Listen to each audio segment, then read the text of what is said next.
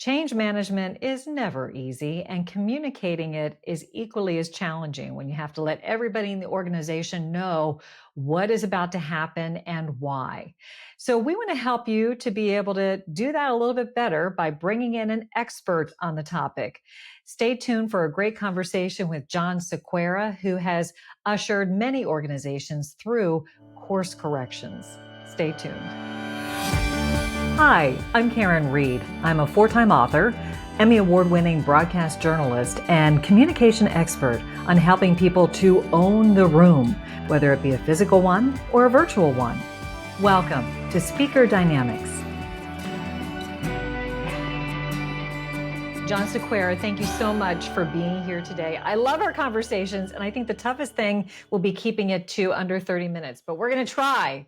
That was my worry. When you said 30 minutes, I don't know that we've had a conversation that's been under an hour and 20 minutes when we've set it for an hour.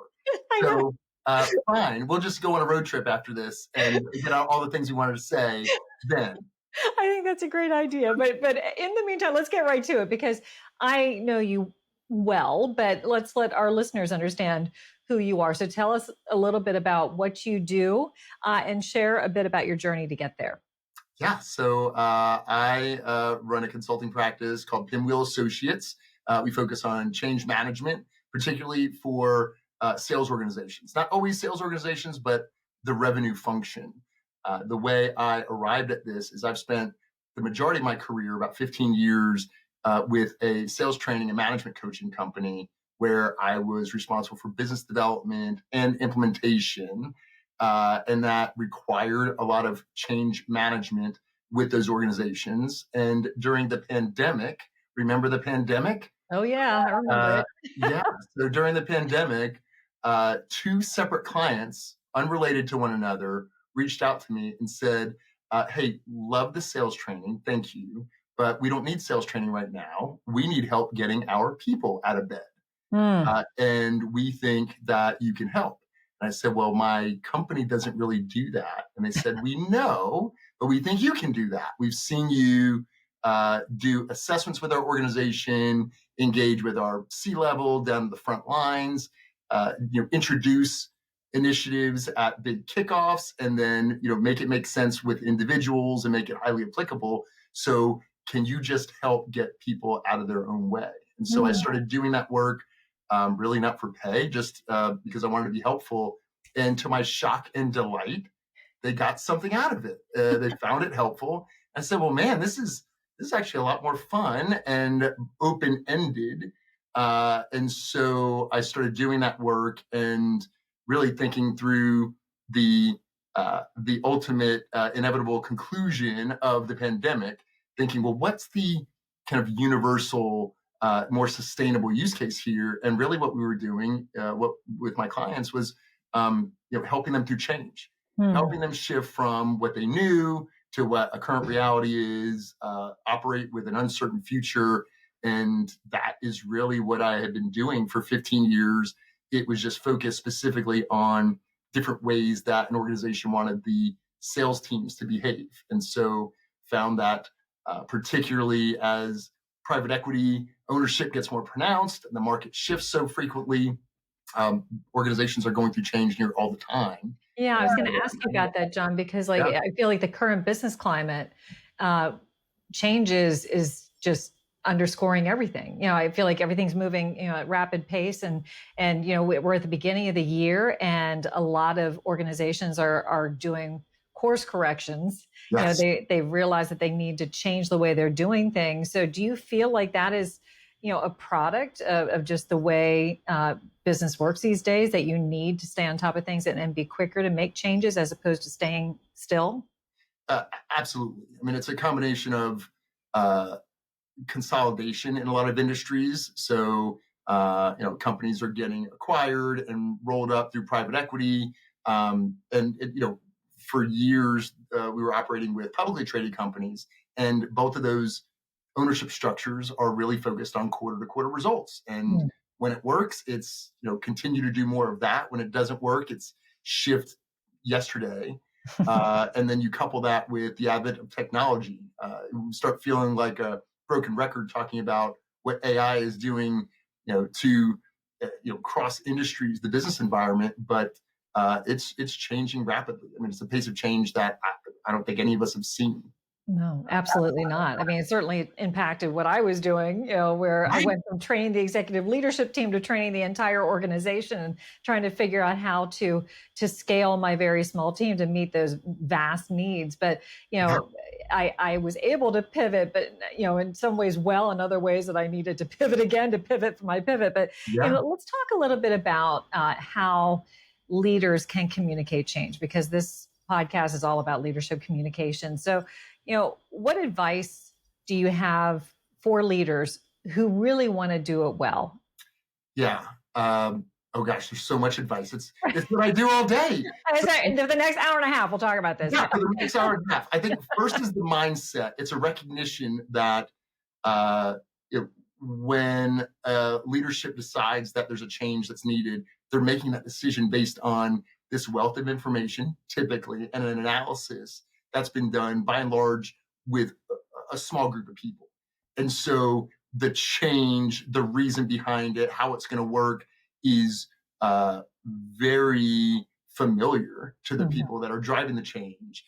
And it's just one of our conditions of human bias that says, well, if I know it, surely other people, if I just tell them, will know all the things that I know, and they'll know the why and the how and all those things. And it's just not the case, particularly for leaders who are high performers, have been high performers for for their whole lives.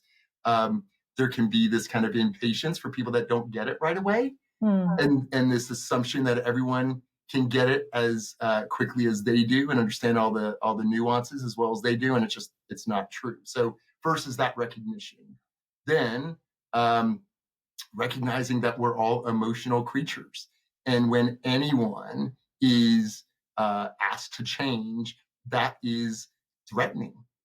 Not in the terms of I think I consciously believe something bad is going to happen to me, but sometimes.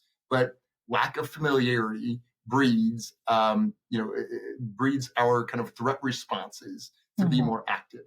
And when our threat responses are active, it inhibits our executive function, our logical mind, from clearly hearing, from clearly understanding, and from behaving in the way that allows us to show up as our best selves. And so those are the first kind of recognitions. And then, Yeah. of course, there's a series of processes and best practices around how to communicate change and how to make sure that it's reinforced and that actually that change leads you to the outcomes that you're looking for.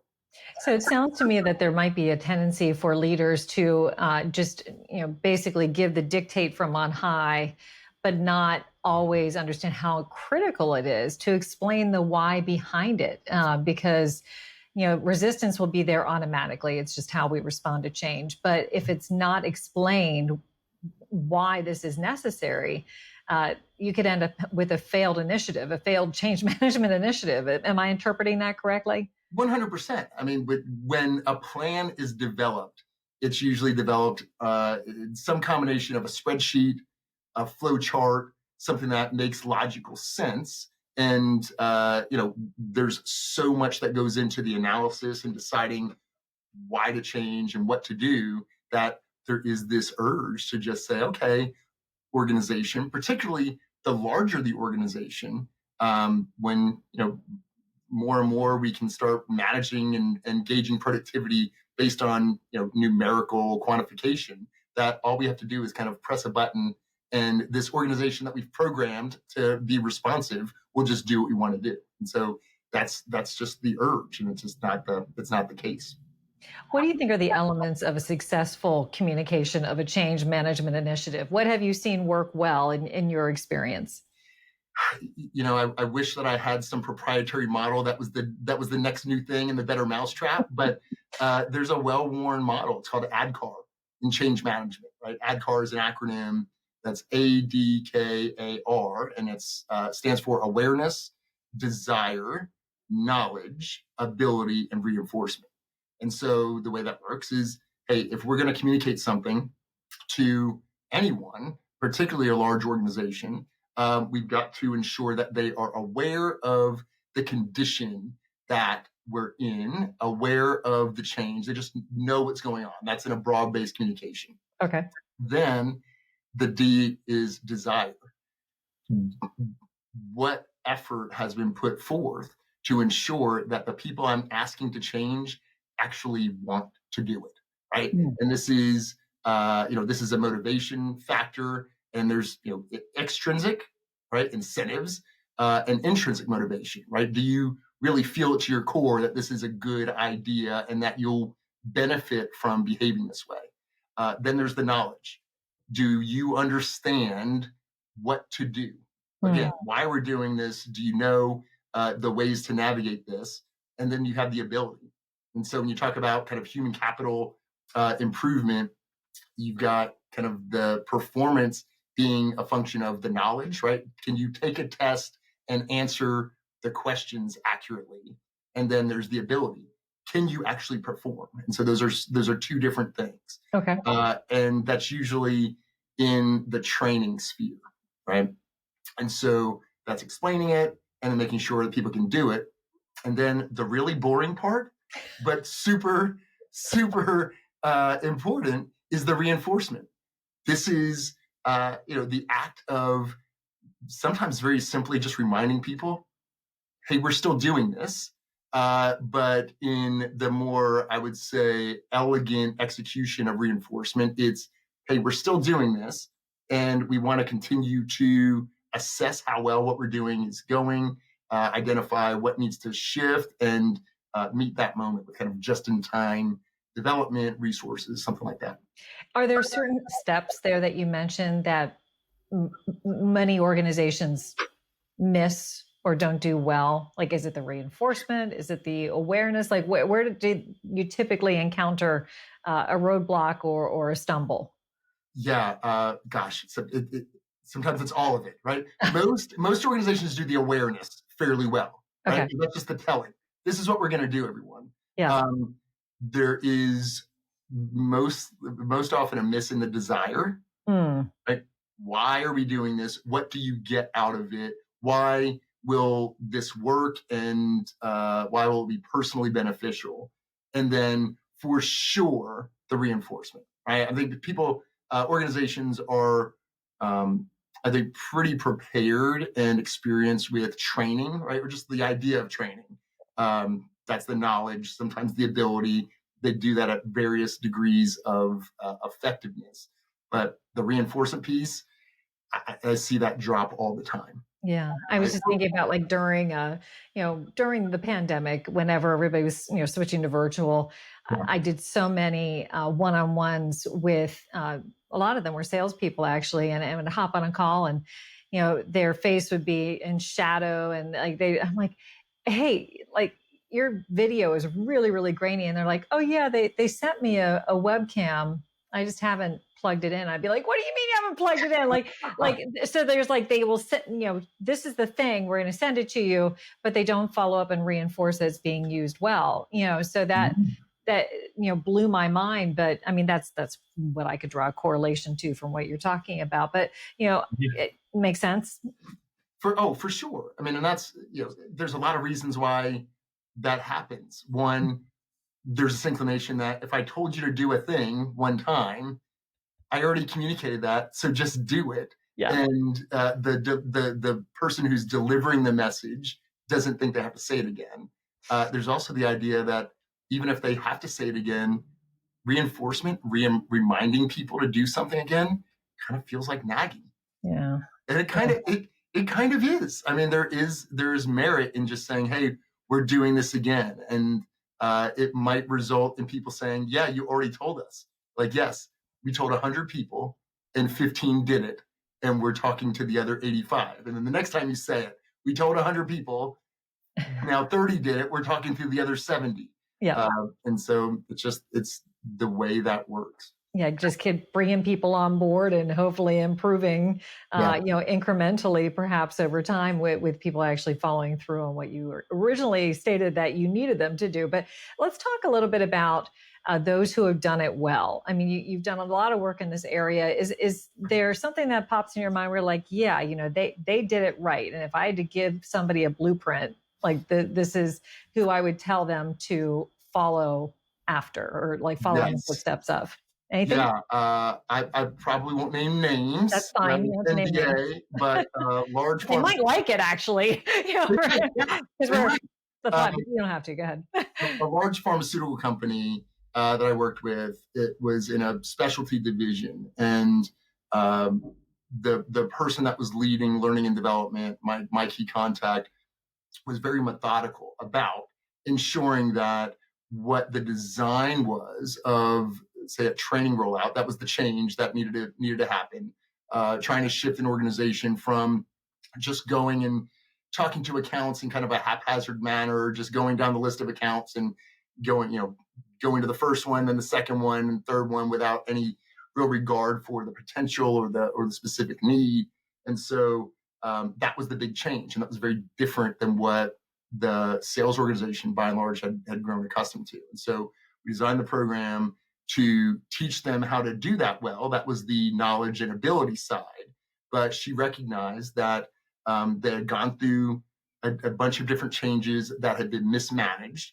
And so we needed a thoughtful approach to this that followed really the ADKAR model. And so we did an awareness session that was a communication that we worked with senior leadership and started filtering down to their mid managers to start communicating these things softly, right? Started to do some coaching on it so that when the message was really broadcast, it didn't take people by surprise. And so we started to do kind of a manual awareness session.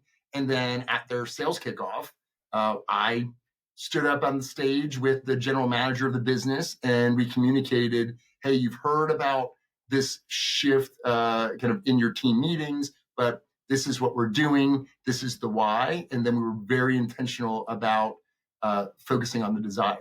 And we knew, or we thought we knew, what people needed because we had done these deep assessments, right? When you started asking people in focus groups what they wanted, what was challenging, what they hoped for, we got our finger on the pulse of what drove this organization. And so when we were doing this awareness and desire session, we spoke to that. Hey, we've spoken to you. We've heard from so-and-so. We heard from this group, and we hear that this is what you're looking for, and this is what you hoped would happen, and waited for everybody to respond and nod their heads. Like, great, this is the path to getting there.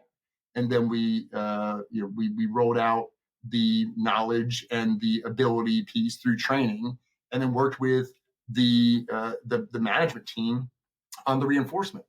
And that was not just a training initiative with the management team, but we touched them throughout the year, first on a monthly basis, then a quarterly basis, and made sure that they were still moving in the right direction, and had the senior leadership actually adjust the scorecard, with which they were measured to include, are you doing these key activities? And it worked fabulously well. We launched that initiative in the US, and then it went global. Yeah, that's awesome. So what is measured will matter, and that's so critical. And I heard a couple of different things there that I think are important pieces of being able to like communicate this change and then ensure that it is continued to be implemented. It's a process. You mentioned it was the initial delivery of this is what's happening, we're going to train you up on it, but then it was okay, quarterly check-ins, monthly check-ins, whatever it is. It can't just be expected to happen overnight, or it's just like make it happen and then forget about it. You have to have that reinforcement to ensure that what you communicated as the desired outcome happens and then continues. But I did want to ask you a little bit about the timeline, because what I have seen is some information hoarding by senior leaders, where they're afraid to let the information out, and then it kind of feels to the enterprise at large, like it's coming out of left field. Mhm. Do you have any recommendations in terms of like when and how you let the information seep out? I'm assuming that you don't recommend having just, a handful of people know about it and then just have a big unveiling. Right. Yeah, the real answer is it depends. Okay. But it depends based on what the nature of communication and transparency has been up to the point of change. Okay. And so it also relates to where say a sales organization is within the year and how well they're doing. And so from a transparency and a timing kind of in a annual cycle perspective, Yeah. Usually a change is being made because something could be done better, right? And so either we are tracking on a trajectory that's good and we want to continue that, or we are missing and we're going to miss and we need to course correct. And so the transparency of communication really relies on, hey, on a regular basis, kind of in your quarterly all hands meetings or your monthly meetings, your weekly team meetings, having an awareness of, hey, this is how we're doing. Here's what's working, and here's what we're finding some gaps in, and just ensuring that kind of little by little, the organization by and large is clear on, hey, are we doing well or not doing well? Because the worst thing to do is everybody thinks that everything's going well, and you show up at the end of the year and say, hey, we just did not do great at this past year, right? So there's the transparency of information leading up to it. There's also the consideration of, hey, if we're depending on how large the change is going to be, do you communicate that in a way that's going to disrupt momentum? Right. So we're sitting and we're going to we're going to release this podcast after the new year. We're recording it slightly before. Most organizations, if they're managed on a calendar fiscal, are heads down right now. And so Right. there's a planning of what's going to happen next year. But there's still this focus on, hey guys, just keep doing what you're doing. Right. It doesn't make sense to shift now. And so, if you're at the end of the year, maybe not telegraphing, hey, there's going to be this whole big thing, because that unless you're prepared to start supporting people in that change, then it could impact momentum. Yeah, demoralizing and demotivating. If you're Yeah. like, yeah, keep doing this thing we know doesn't work, but after the new year, it's all going to be better, right? Yeah. Yeah. Yeah. So I want to talk a little bit as a more personal take on this. You kind of went through your own change management initiative over the past year. You ran for public office. I Uh, did. Yeah. which I had so much fun watching you go through your campaign, and did you learn something from that experience related to managing change, like in your own life, based upon like honestly what you've done with other clients? What did you take away from that experience? What will you either pass along to your future clients as a result, or what were you able to use from your past life, which is now your current life still as a consultant? Yeah. Yeah. Oh gosh. Yeah. I had to take my own medicine for sure. Uh, and we've talked a lot about the process of communicating change to a large organization, relying on the ADKAR process.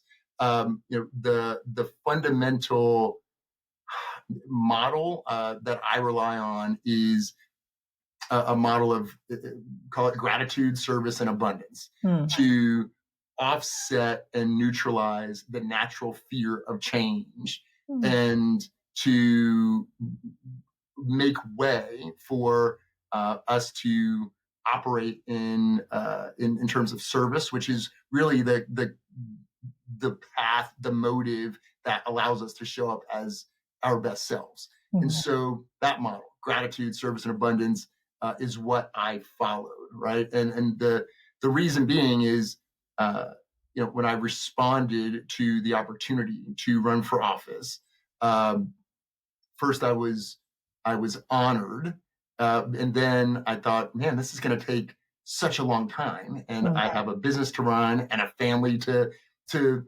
love and support and friends that I want to spend time with. And so I thought, gosh, this is going to take my eye off the ball of all those things. But I felt an urge to serve the city in areas that I had grown familiar with, and said, okay, well, if that's my motive of service, then you can only go so wrong with that. But I had really had to neutralize all the fear of, would this work? Will I be worse off for this? What's going to happen to my relationships? What's going to happen to my business?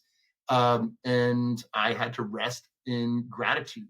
And it was it's an emotional state that I'm pursuing, but I arrived there really through kind of an intellectual exercise. Mm-hmm. Hey, here's all the things that are going well. This endeavor will take this long. My client base was healthy. Financially, we were fine, had the space. And so those were the elements that I had to keep reminding myself that existed, so that I could be grateful for being fortunate in those ways, but it also kind of let me focus on, hey, how will I serve? Mm-hmm. And that's really what I had to tap into, in the entire endeavor. Right? Which is really weird, because running against another person is inherently competitive, and competition can bring out a high level of performance, but can reveal some ugly sides. I don't know if you've heard of politics, but it can get pretty ugly. And I didn't want to show up that way for myself, for really showing up that way for people that I've led to not behave that way and to move more into service. And so when things started getting dicey and competitive, and my time constraints were starting to be more recognized, I just had to keep focusing on service. I'm doing this because I'm doing it for something bigger than myself. Yeah. And then I would calm myself down. And then finally, the abundance idea, right? As I look to the future, it was, hey, what if this doesn't work? Or if it worked? Both things were scary. Either I don't get elected, and I felt like, there might be this concern of I'd wasted all my time, or I got elected, and now I'm going to do another whole thing that's going to take more time, at least the same amount of time as running. And so there's all this fear of what's going to happen next. And that's kind of rooted in a scarcity mindset. And so I needed to shift to an abundance mindset. Yeah. Hey, faith in the future, we'll cross that bridge when we get to it, not attachment to outcome. And it had me as balanced as I think I could have been through that endeavor. Yeah. Well, I remember, so listeners and viewers, John ran a fantastic campaign for city council. It fell just short, but I remember the day after, John, I'm like, do I say congratulations? Because I feel like this was definitely a win-win, whether you won or lost the election, because I just knew that it was something that you were going to use from an experience standpoint to better serve others. And I'm sure you will do that. So with that in mind, with the time that we have remaining, I did want to... I haven't been watching the clock. It's too... It went by quickly, no shock. Yeah. But, I'm sure that there are people out there who could use some assistance in dealing with a change management issue or initiative and rolling it out to their enterprise. A third party is always helpful to bring along to help you to do that well. So if people want to get in touch with you, how can they do that? So my website is Pinwheel Associates, and my email is john@pinwheelassociates.com. Yeah, and I highly encourage you to talk to John. He is full of wisdom, and has a great way of inspiring others and motivating others, which is, as John mentioned, a critical piece of getting people to buy into this whole change that is being unfolded for all. I like to leave people with one big takeaway. And give them something to think about. So based upon our conversation about communicating change, these course corrections, what would you want people to consider? We touched on it a little bit, but the decision to change, the path to change, if it's done well, is done with kind of a logical means of getting to where you need to be based on assessing where you are. But once that's being rolled out, it is super important to recognize the human emotional element. We are emotional creatures, uh, not just because we've been groomed to be that way from a physiological perspective. Our fear responses, our emotional center is towards the base of our brain. All of our nervous system communicates to our brain through our spinal cord, and it hits the emotional center first before you can get to the logic. Recognizing that every individual, when they experience change, is prone to feeling threatened is particularly important. And I don't mean you have to pull punches, but just recognizing that to manage your messaging, recognizing that to manage the frustration that I see a lot of leaders feeling when they think, gosh, this is so simple. Why doesn't everyone just follow this path? Is helpful for everybody.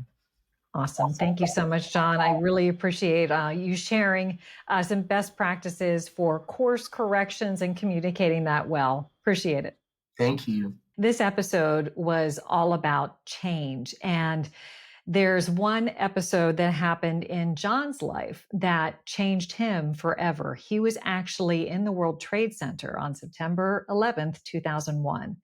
And in our bonus episode that you can listen to if you go to speakerdynamics.com/bonus content, John shares a little bit about his experiences on that day and how it changed him and led him to be doing what he is currently pursuing as his life's passion. It's a conversation I encourage you to listen to. It's very inspirational. I want to thank all of you, though, for listening to this particular episode. Until next time, everybody.